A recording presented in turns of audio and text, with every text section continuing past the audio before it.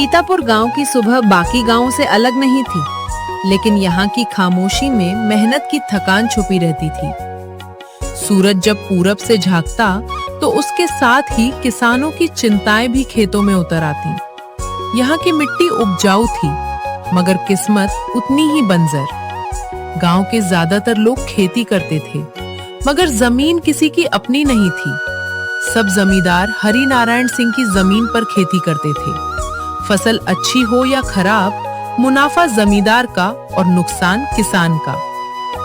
इसी गांव में रहता था रामदीन, एक सीधा साधा ईमानदार किसान। रामदीन सुबह सुबह अपनी पत्नी सावित्री के साथ बैठा चाय पी रहा था। हर बार यही सोचती हूँ रामदीन, इतनी मेहनत के बाद भी हमारे हाथ खाली क्यों रह जाते हैं। मेहनत कभी खाली नहीं जाती सावित्री, आज नहीं तो कल फल जरूर देती है। फल तो देती है, लेकिन वो पल हम नहीं खाते। रामदीन चुप हो गया। उसे जवाब पता था, लेकिन कहने को शब्द नहीं थे। सीतापुर में दो किसान और थे, कालू और बुधराम। मेहनत कम और चालाकी ज्यादा, यही उनकी पहचान थी। दोनों जमींदार के खास माने जाते थे। गांव की मजबूरी उनके लिए सीरी बन चुकी थी। खेत के रास्ते में दोनों बैठे बीड़ी पी रहे थे। अबे बुधराम, इस बार गेहूं बढ़िया हुआ है। सोच रहा हूं आधी उपज छुपा लूं। अरे आधी क्यों, रामदीन की फसल भी अपने खाते में चढ़ा देंगे। वो सीधा आदमी है, कुछ बोलेगा भी नहीं। दोनों ठहाका मारकर हंस पड़े।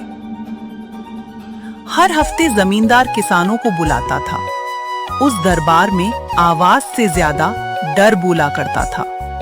इस बार लगान बढ़ेगा, बारिश कम हुई है, नुकसान मेरा भी हुआ है। हुजूर, नुकसान तो हम सबका हुआ है, लगान बढ़ेगा तो घर कैसे चलेगा। रामदीन झूठ बोल रहा है हुजूर, इसकी फसल तो सबसे अच्छी हुई है। हाँ हुजूर, ये गरीब बनने का नाटक करता है। ये झूठ है हुजूर, मैंने कभी धोखा नहीं दिया।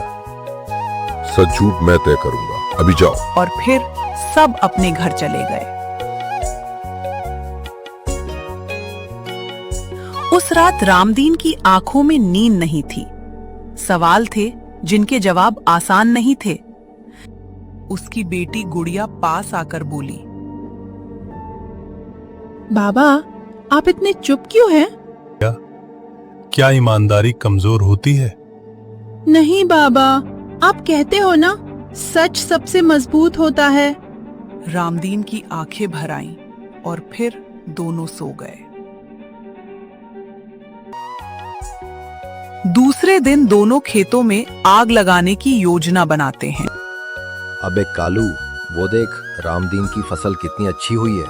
अगर रामदीन की फसल जल गई तो वो डूब जाएगा और हम जमींदार की नजरों में और ऊपर चढ़ जाएंगे। उसी रात दोनों ने मिलकर रामदीन की फसल जल दी। उन दोनों को ये सब करते हुए झगन ने देख लिया था। अब आएगा मजा। रामदीन की फसल जलेगी और हम जमींदार की नजरों में और ऊपर उठेंगे। अब चलो, कोई हमें देख ना ले। और फिर दोनों घर चले गए। और अगली सुबह जब रामदीन और उसकी पत्नी खेत आए तो दोनों के होश उड़ गए। सब जल गया रामदीन, सब। ये मिट्टी मेरी माँ है, इसे कोई जला नहीं सकता। गांव के बुजुर्ग पंचायत बुलाते हैं। पीपल के पेड़ के नीचे खामोशी भारी है। आग कैसे लगी? कोई सच बोलेगा या सब चुप ही रहेंगे? गांव वाले सब चुप रहते हैं। ये आग सिर्फ फसल में नहीं लगी है, गांव के भरोसे में लगी है। भीड़ में हलचल होती है। मैं किसी पर इल्जाम नहीं लगाऊंगा, भगवान सब देख रहा है। इतना नुकसान हुआ है रामदीन, फिर भी तू चुप क्यों है? सच को चिल्लाना नहीं पड़ता काका, वो खुद सामने आ जाता है। कालू तिलमिला जाता है। देखा, खुद मान रहा है कि उसकी गलती थी।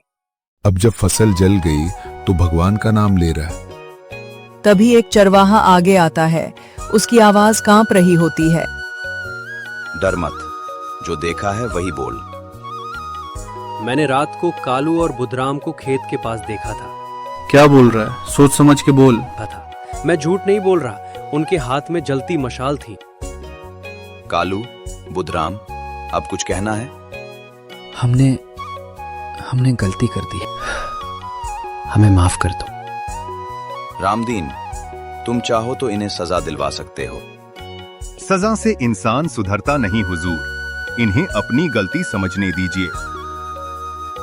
कुछ महीनों बाद सीतापुर का आंगन आज अलग ही चमक रहा था।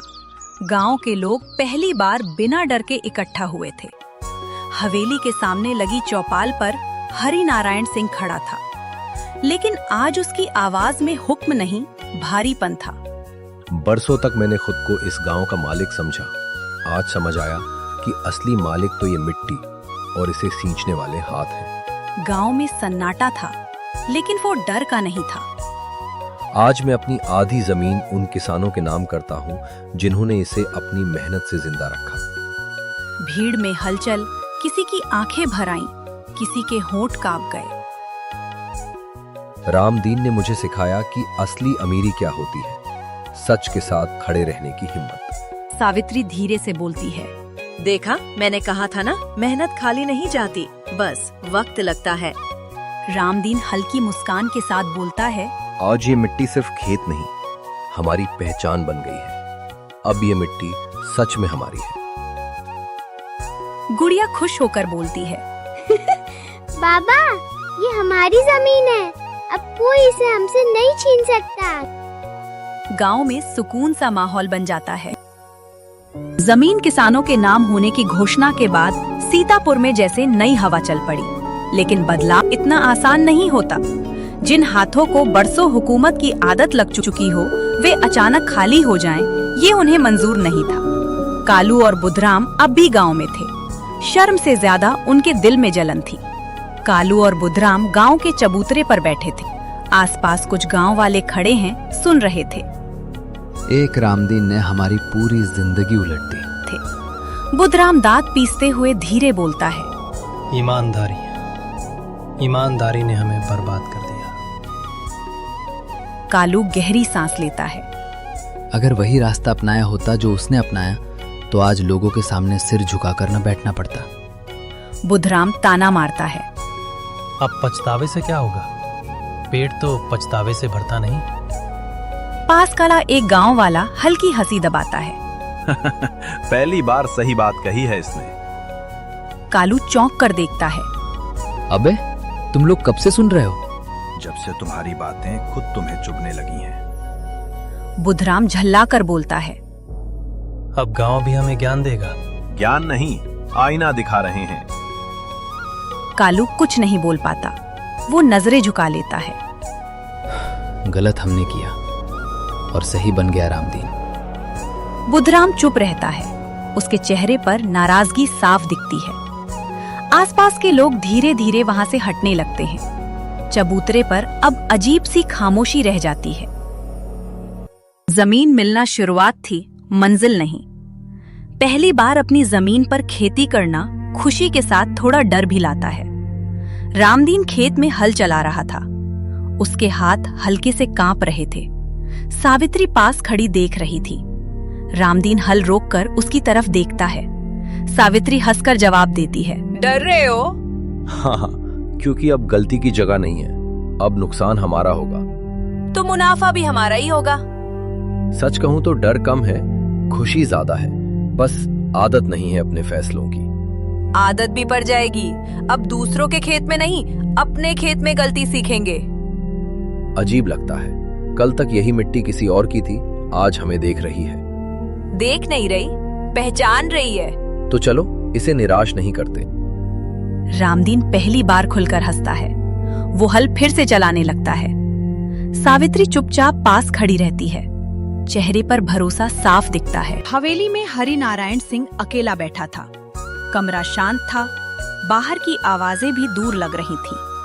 हरि नारायण सिंह जमीन की तरफ देखते हुए खुद से बोलता है, मैंने बरसों तक जिनसे अनाज लिया, आज उनसे नजर नहीं मिला पाता। वो गहरी सांस लेता है। जिस जमीन को ताकत समझा वही आज बोझ लग रही है। उसी वक्त उसका बेटा अजय सिंह धीरे से पास आता है। बाबूजी, आज चौपाल में लोग बिना डरे बात कर रहे थे। हरिनारायण सिंह कुछ नहीं बोलता। लोग बदल रहे हैं बाबूजी, हमें भी बदलना होगा। हरिनारायण सिंह थोड़ी देर सोचता है। बदलना आसान नहीं होता अजय, लेकिन जरूरी हो गया है। अगर आज नहीं बदले तो कल बहुत देर हो जाएगी। हरिनारायण सिंह धीरे से सिर हिलाता है। उसकी आंखों में पहली बार पछतावा साफ दिखता है। एक रात कालू रामदीन के घर के बाहर खड़ा था। दरवाजे पर हल्की सी खांसी करता है। रामदीन बाहर आता है। इतनी रात को सब ठीक तो है? कालू की आंखें भरी होती हैं। रामदीन, मुझसे बहुत बड़ी गलती हो गई। रामदीन उसे अंदर बुलाकर बैठने बोलता है। बैठ जा। क्या हुआ है? आराम से बोल। मैंने जो किया उसका बोझ अब उठाया नहीं जाता। गलती मान लेना भी हिम्मत होती है कालू। कालू सिर झुकाकर बोलता है। मुझे काम दे दो, मैं मेहनत करना चाहता हूँ। अब दिमाग नहीं, हाथ चलाना है। रामदीन बिना ज्यादा सोचे बोल देता है। कल से मेरे साथ खेत चलना। सच में? हाँ, लेकिन याद रखना, मेरे खेत में चालाकी नहीं, सिर्फ मेहनत चलती है। कालू हल्का सा हंस पड़ता है। इस एहसान को कभी भूलूंगा नहीं। अगर सुधरने का मन हो तो देर नहीं करनी चाहिए। एहसान नहीं है, सुबह समय पर आ जाना। कालू पहली बार दिल से हंसता है। बुद्धराम अभी भी नहीं बदला था। वो रामदीन के खेत से अनाज चोरी करता था। एक दिन एक गांव वाले ने उसे पकड़ लिया। पंचायत बुलाया गया और उसे गांव से निकल दिया गया। अब गुड़िया स्कूल जाने लगी थी। रामदीन और कालू रोज खेत में काम करते थे। जमींदार सबको बराबर हिस्सा और रकम देता था और अब गांव में शांति थी। इसी तरह ये कहानी खत्म हुई।